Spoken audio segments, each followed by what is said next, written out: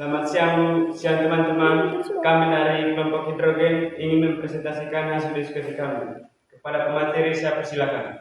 Dari materi yang kami diskusikan yaitu tentang asam basa. Baik, konsep asam basa.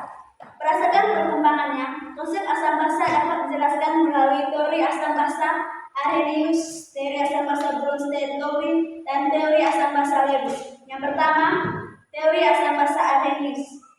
Pada tahun 1884, ilmuwan Swedia bernama Svante Augustus Arrhenius menyatakan bahwa sifat asam basa suatu saat ditentukan oleh jenis ion yang dihasilkannya dalam air.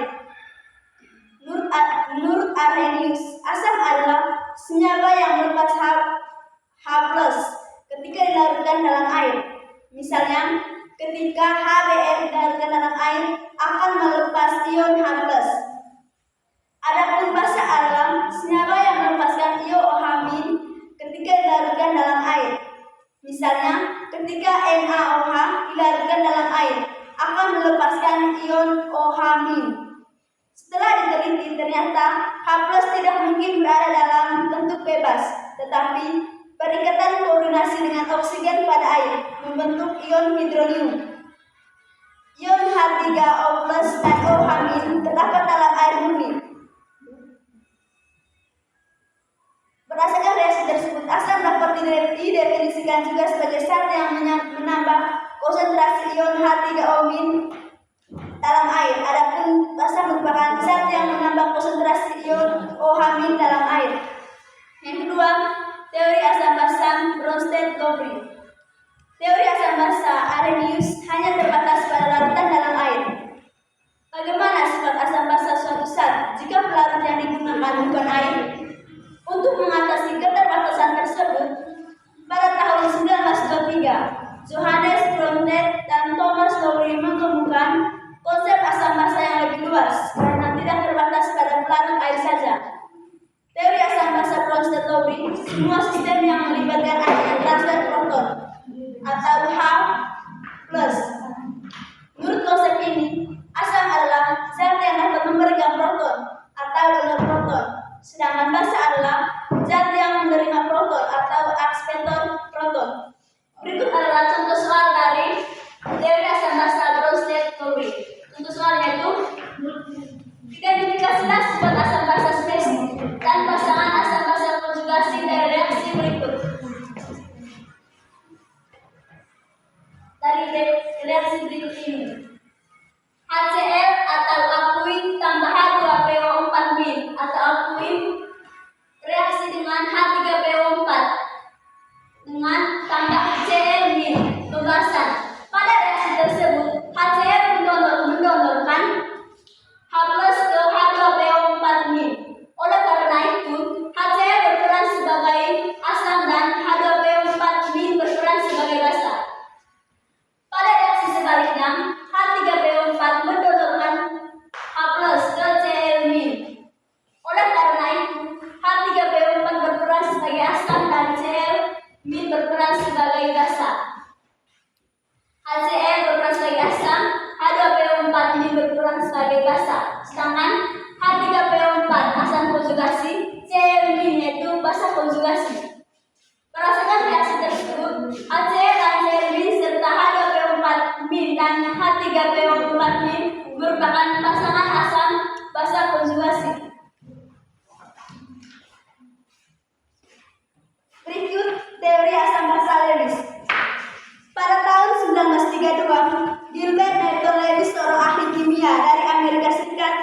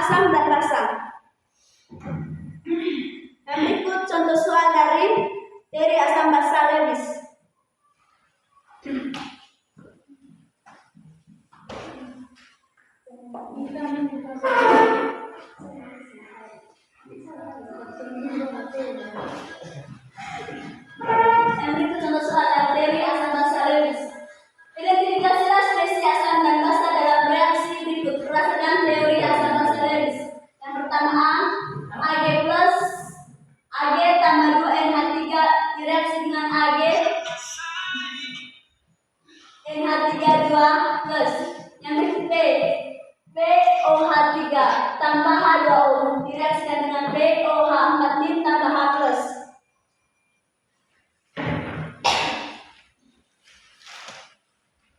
Pembahasannya itu Ag plus adalah asam levis karena ia kekurangan elektron dan dapat menerima pasangan elektron dari NH3. Sedangkan NH3 adalah basa levis karena memiliki pasangan elektron bebas atau lone pair pada atom hidrogen yang dapat didonorkan ke Ag plus. Reaksi ini menghasilkan kompleks koordinasi di mana 2 molekul NH3 menyumbangkan pasangan elektron ke Ag plus membentuk Ag NH3 2 plus. Yang berikut POH3 tambah H2O direaksikan dengan POH4 tambah H plus. Penjelasan berdasarkan teori asam basa Lewis. P atau OH3 adalah asam Lewis karena atom klorur hanya memiliki 6 elektron valensi. Ia mampu menerima pasangan elektron dari molekul lain atau dalam hal ini H2O. H2O adalah basa Lewis karena molekul air memiliki pasangan elektron bebas atau lone pair pada atom oksigen yang dapat didonorkan ke B atau OH3.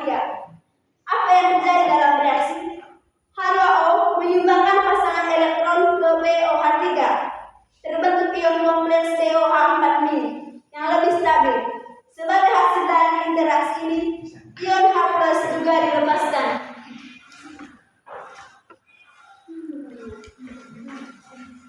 Yang ke B yaitu kekuatan asam dan basa. Kekuatan asam dan basa merupakan mengacu pada kemampuan zat tersebut untuk terionisasi atau melepaskan ion-ion dalam air. Asam yang kuat akan mudah melepaskan ion H+ atau proton, sedangkan basa kuat akan mudah melepaskan ion OH- atau hidroksida. Kekuatan asam dan basa biasanya dibedakan menjadi kuat dan lemah tergantung pada beberapa banyak zat tersebut terionisasi dalam air. 1. Sifat asam basa air. Teori asam basa Bronsted-Lowry. Menurut Bronsted-Lowry, asam adalah spesies yang memberi atau donor proton. Proton itu H+, sedangkan basa adalah spesies yang menerima atau akspektor proton. Berarti teori asam basa Bronsted-Lowry ini didasarkan pada serat terima proton. Setelah asam mendonorkan protonnya, berarti proton atau H+ berkurang 1 minus 1 H+, maka asam akan membentuk yang disebut juga dengan basa konjugasi.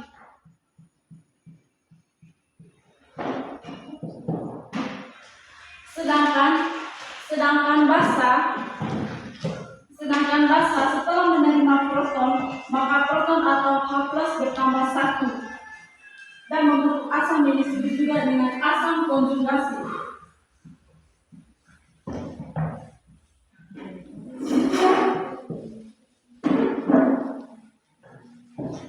Asam dengan basa konjugasinya atau basa dengan asam konjugasinya itu disebut juga dengan pasangan asam basa konjugasi.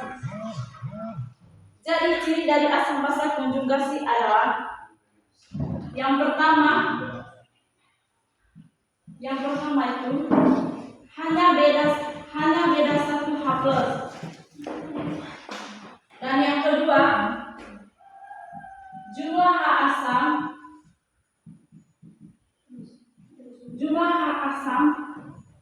lebih banyak jumlah massa, lebih banyak jumlah basa. Contohnya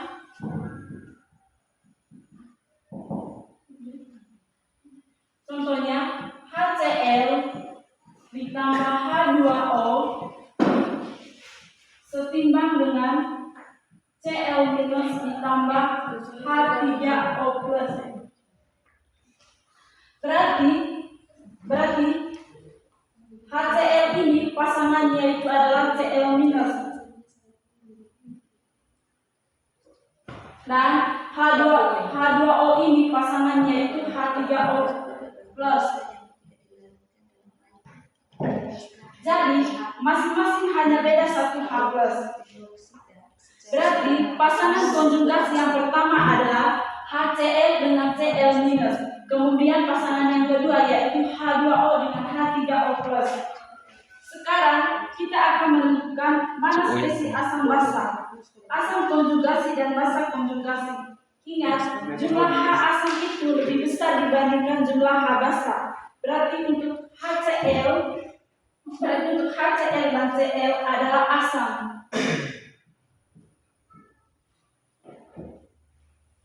Karena lebih banyak dibandingkan dengan Cl minus untuk H2O dan H3O plus. H2O memiliki jumlah lebih sedikit dibanding dengan H3O plus. Jadi hanya beda satu H plus. Kenapa HCl ini asam? Karena HCl memberikan proton H plus ke H2O. Berarti H2O menerima proton atau menerima H plus. Makanya H2O disebut juga dengan basa. Setelah HCl memberikan proton, berarti protonnya atau H plusnya berkurang sehingga membentuk Cl minus. Sedangkan H2O setelah menerima proton, maka H plusnya bertambah sehingga membentuk H3O plus.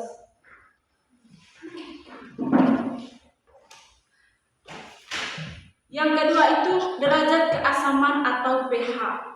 Teori asam basa Arrhenius menyatakan bahwa ion H+ merupakan pembawa sifat asam. Oleh karena itu, derajat keasaman larutan bergantung pada banyaknya konsentrasi ion H+ yang terlarut. Jika suatu larutan mengandung semakin banyak ion H+, larutan tersebut akan semakin asam. Dan yang ketiga itu penentuan pH larutan asam. Tingkat keasaman larutan bergantung pada banyaknya zat terlarut asam yang terurai dalam air. Dengan kata lain, semakin mudah suatu asam melepaskan ion H3O+ atau H+, menyebabkan asam tersebut semakin kuat.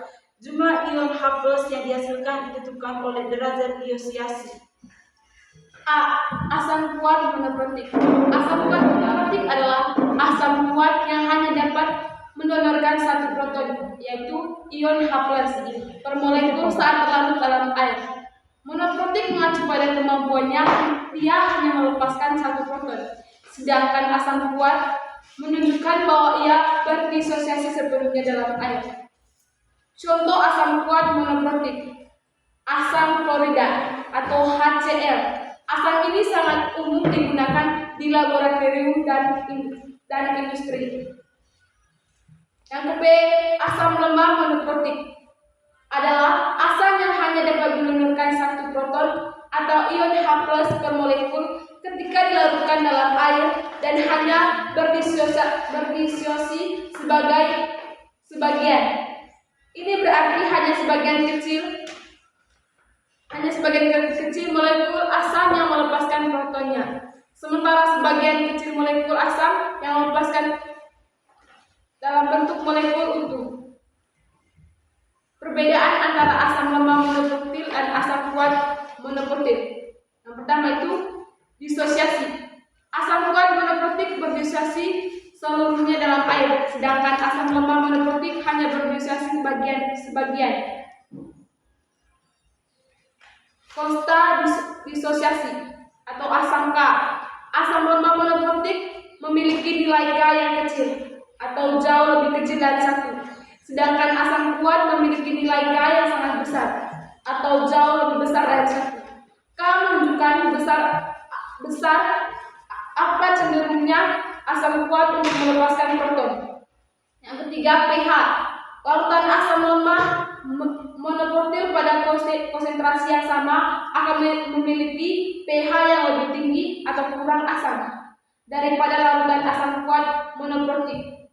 Contoh asam lemah monoprotik itu asam asetat atau CH3COOH terdapat dalam cuka.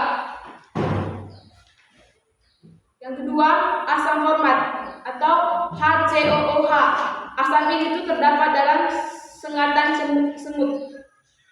Yang kedua, asam poliprotik adalah jenis asam yang dapat melepaskan lebih dari satu proton H+ per molekul saat terdisosiasi dalam larutan. Ini berbeda dengan asam monoprotik yang hanya dapat melepaskan satu proton. Contoh asam poliprotik yang pertama itu asam sulfat atau CH2SO4. Dia melepaskan 2 proton. Yang kedua, asam fosfat atau H3PO4. Dia melepaskan 3 proton. Yang ketiga, pengaruh pada pH. Keberadaan asam poliprotik dalam larutan dapat mengaruhi pH secara singkat, tergantung pada jumlah proton yang dilepaskan dan konsentrasi asam. Yang keempat, kegunaan. Asam poliprotik sering ditemukan dalam banyak proses biokimia dan industri, termasuk dalam pengaturan pH dan reaksi kimia. Yang ketiga, asam kuat diprotik adalah asam yang dapat melepaskan 2 ion hidrogen H+ per molekul ketika dilarutkan dalam air dan melakukannya secara hampir sempurna. Ini berarti bahwa hampir semua molekul asam akan terionisasi sepenuhnya menjadi ion. Contoh asam diprotik. Tidak ada asam diprotik yang benar-benar dianggap kuat dalam arti sepenuhnya terdisosiasi. Asam diprotik seperti asam sulfat, yaitu H2SO4, dianggap kuat hanya untuk melepaskan proton pertama. Pelepasan proton kedua jauh lebih lemah. Kekuatan basa. Kekuatan suatu basa bergantung pada banyaknya zat terlarut basa yang terurai dalam air. Dengan kata lain, semakin banyak jumlah ion O- dalam larutan basa tersebut menjadi semakin kuat. Jumlah ion OH+ yang dihasilkan tentukan oleh derajat basa kuat. Basa kuat adalah basa yang ketika dilarutkan dalam air akan melepaskan ion OH+ atau hidroksida secara sempurna. Semua molekul basa akan terionisasi menjadi ion logam dan ion OH-. Contoh dari basa kuat: natrium hidroksida atau NaOH. Larutan NaOH dalam air akan terionisasi menjadi ion Na, Na+, dan ion OH- dan menghasilkan larutan yang bersifat basa kuat.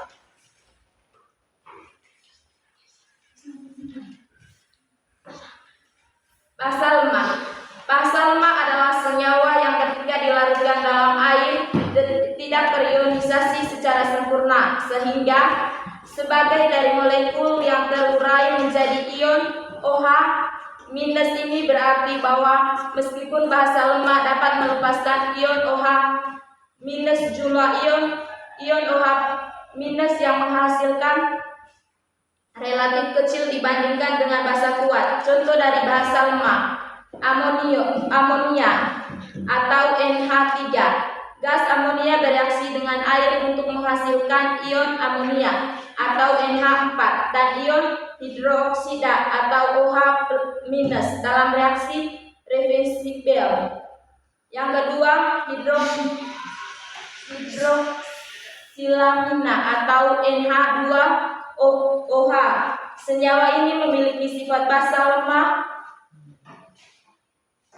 menghasilkan ion hidroksilinium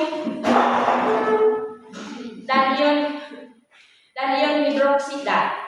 Yang ketiga, besi atau hidroksida atau NeOH2. Senyawa ini merupakan basa lemah karena hanya sebagian terionisasi dalam air menghasilkan ion besi dan ion hidroksida. Baik, yang terakhir itu indikator asam basa.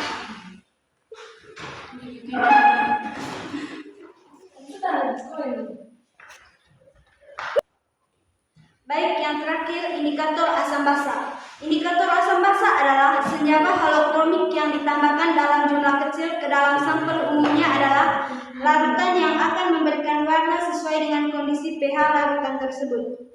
Beberapa indikator asam basa yang umum digunakan yaitu kertas lakmus, larutan indikator, indikator alami, indikator universal, dan pH meter. Yang pertama itu kertas lakmus. Kertas lakmus adalah kertas indikator asam basa yang berubah warna saat dicelupkan ke dalam larutan asam dan basa. Kertas ini berguna untuk mengidentifikasi sifat asam atau basa suatu larutan. Terdapat kertas lakmus merah dan biru yang masing-masing berubah warna saat bersentuhan dengan larutan asam dan basa. Yang kedua, indikator alami. Indikator alami merupakan bahan alam yang dapat berubah warnanya dalam larutan yang sifatnya berbeda seperti asam basa dan netral. Contoh indikator alami yaitu kunyit akan berwarna kuning jika pada larutan asam dan berwarna merah jika pada larutan basa.